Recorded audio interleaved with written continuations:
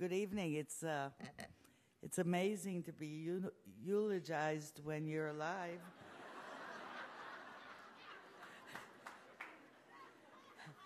But for the first time and only time, at least when you're eulogized, you don't have to answer. There is a tendency on evenings of this sort to exaggerate tremendously. And I normally am kind and let other people speak before me because sometimes I can get very passionate and I don't want to dim the speakers after me. Have you ever tried to speak after Daniel Sokach and Brian Lurie? It's difficult, to say the least. But thank you so much for coming out this evening, really. I'm not going to talk about myself that much. I'll spare you that. But I do want to reflect a little bit more seriously at points on the past 4 years in Israel, in the life of the New Israel Fund, in the life of the Jewish community in San Francisco and in the United States and throughout the world. And I purposely want to start with San Francisco because you know that the New Israel Fund was founded here 33 years ago by two people who are here this evening, and they're younger than me, so can you imagine how old they were when they founded the New Israel Fund? Ellie Friedman and Jonathan Cohen, please. Wow.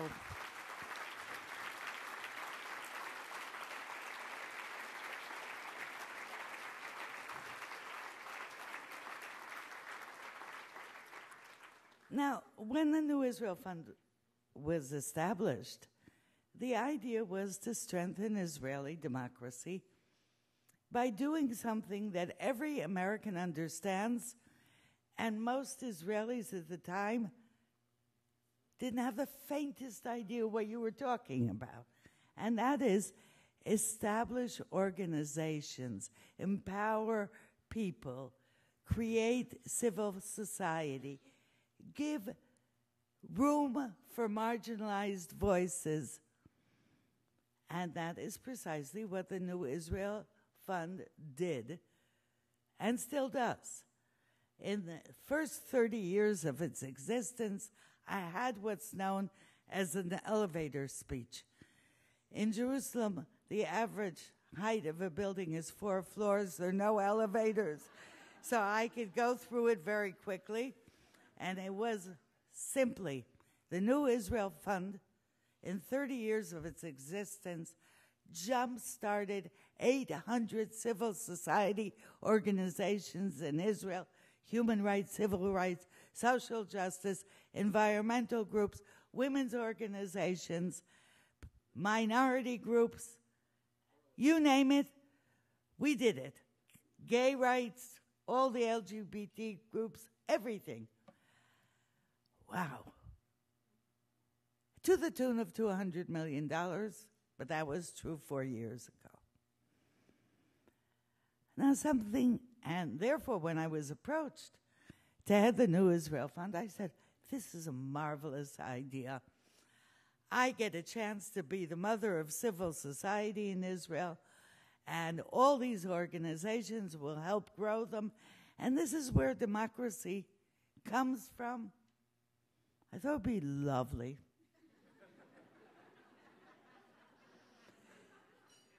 Now, with my luck, the past 4 years have been characterized by many quite deep changes in Israel. And I want to spend the short amount of time I have describing these changes because they are the most serious changes that have occurred in Israel since its creation. And today, in 2012, we are at a crossroads. And the challenge standing ahead of us is how to define our identity, who we are, what the values are that guide us, and where are we going. And the New Israel Fund is going to play a critical role in determining the outcome of this challenge. Now, I'm saying this because it started with some signs of what I call a democratic recession.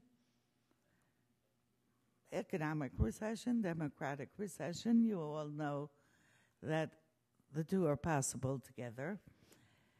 They started at the beginning, the first decade of the 21st century, with attacks on peace organizations.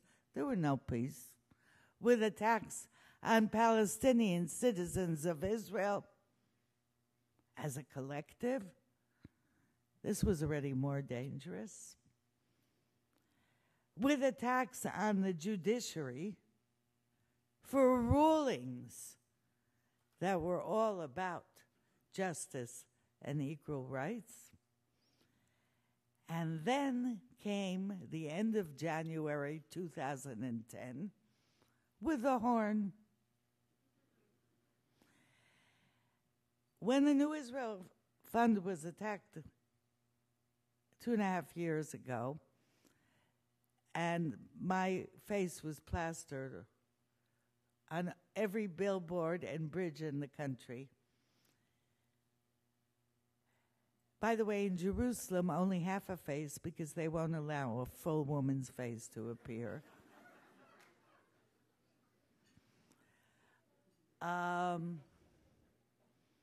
Everybody was justifiably extraordinarily upset.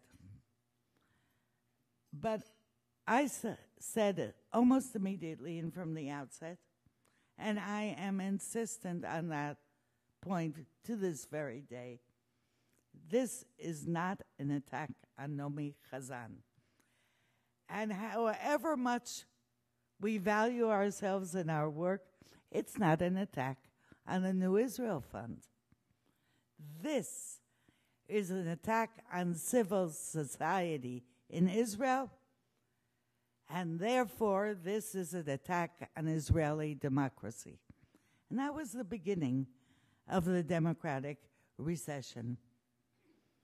In the last 2 years, 2.5 years, other groups have been attacked. Academics on a regular basis. Minorities on a regular basis. Refugees on a regular basis. Gays still, even though our Pride Parade is better than yours.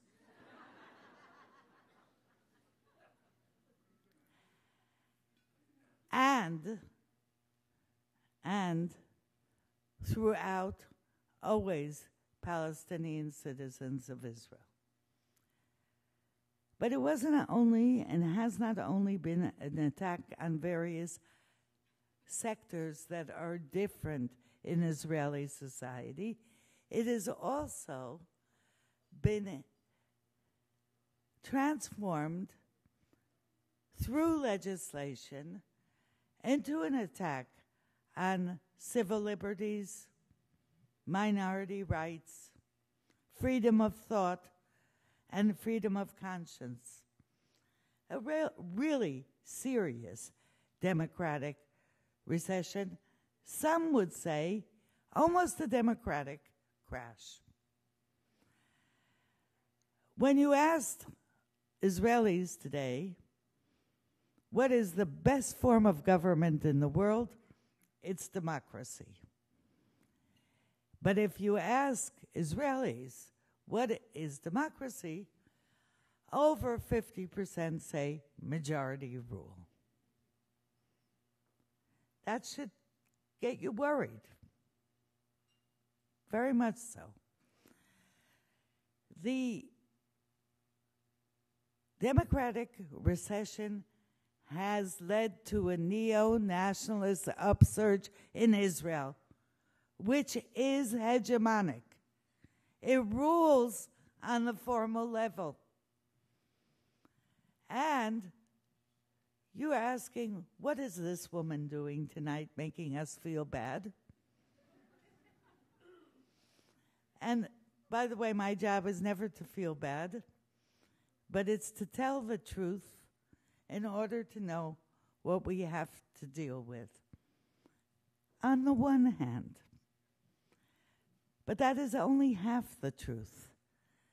The other half of the truth is that the democratic recession has led in Israel to a democratic revival during the past 2.5 years that will warm and must warm the heart of every person in this room.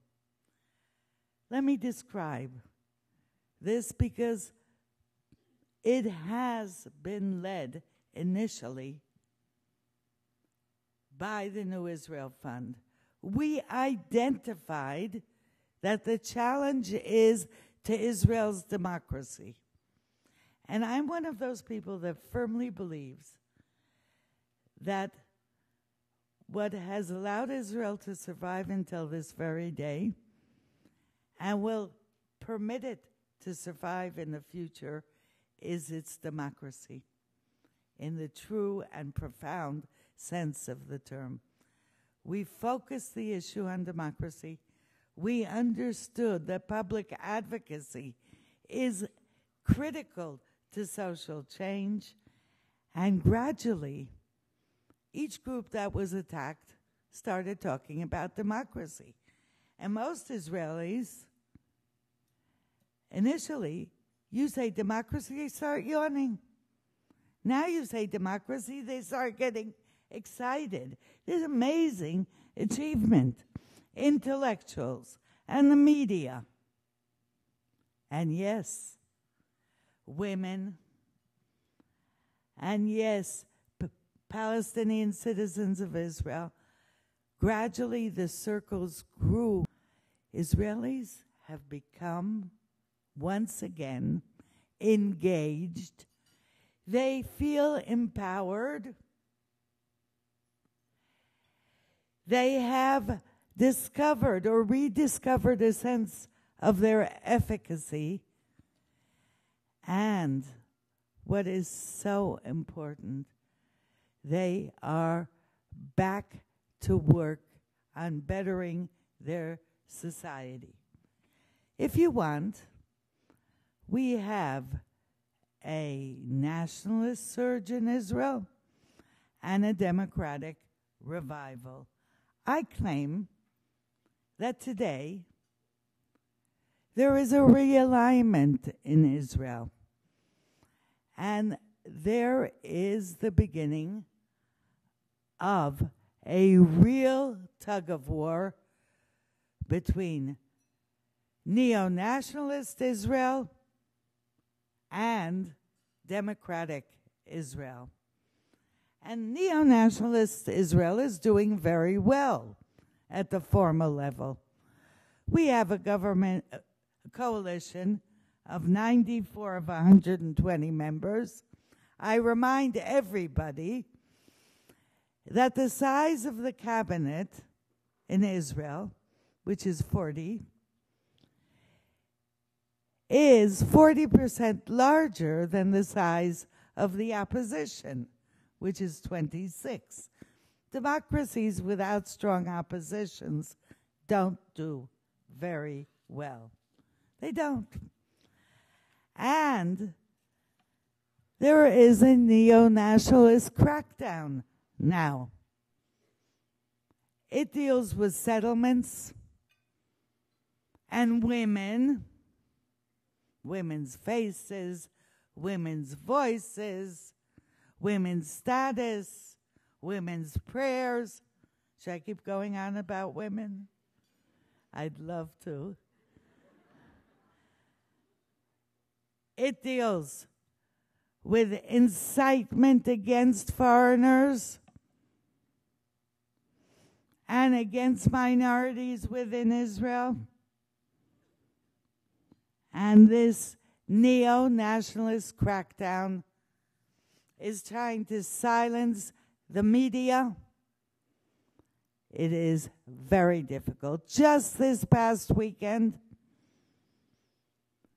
protesters were harassed on social change issues, and they were carrying banners, "We want democracy." So the neo-nationalist crackdown exists, but so does the democratic awakening which we have led. Now, one issue has come up in the last year where there has not been a response from civil society on refugees, on women, on religious coercion, you name it, there's been a response. It is so gratifying because people are understanding something that I think you understand well in the United States, and that is that the struggle against racism is a struggle for democracy. A struggle against xenophobia is a struggle for democracy. The struggle against gender discrimination is a struggle for democracy. The struggle against homophobia is a struggle for democracy. And therefore, at the level of civil society, the democratic camp that we have nurtured is there and is growing. I've had, it's a privilege, the privilege of presiding over the New Israel Fund during this dramatic change in Israel. During this period, you and us, have made democracy the critical issue on Israel's agenda, and I would argue on the agenda of the Jewish people as well. That is an amazing achievement. I want to say this evening that I truly believe that the kind of society that eventually is developed in Israel is going to determine the fate of Jewish identity in the years to come. And therefore, we have to go back to what Rachel Liel called our roots. The Declaration of Independence, liberty, justice, equality for all citizens of Israel, and extending a hand to peace for all our neighbors and for ourselves. That's what it's about. The New Israel Fund has been a beacon. In this struggle, in this tug of war between neo-nationalism and democracy, we can prevail, we must prevail, and we shall prevail.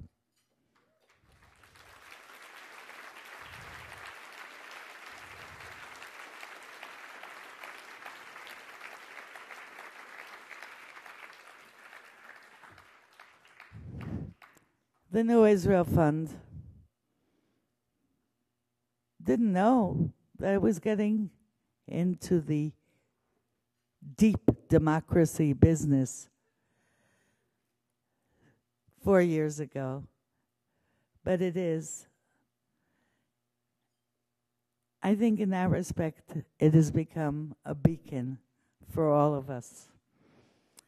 And it's not only a beacon, but if anybody deserves the Guardian of Democracy award, it's the New Israel Fund itself. Really and truly. With leaders like Rachel Liel and Daniel Sokach and Ronit Head and David Rosen and all the other people you met here this evening and the hundreds that work in Israel, you know that we have the hope and the willingness and the commitment to succeed. But now,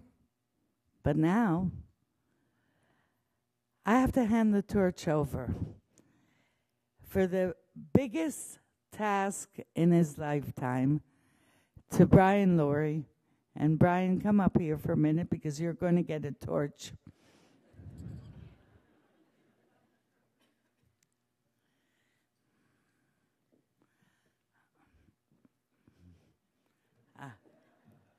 I'm giving you... I said to Naomi, I wanted 2 horns. I don't want 1 horn. You stay here for a minute. Brian, I'm giving you the most decent, wonderful community that any person would want. I'm giving you the NIF, which is the Jewish Partnership for Democracy. It's come a long way, and your job now is to take it and succeed and make sure that the values we care about are the ones that determine decisions and the future of our country and of the Jewish community throughout the world. It's a small little task I give you. Thank you very much.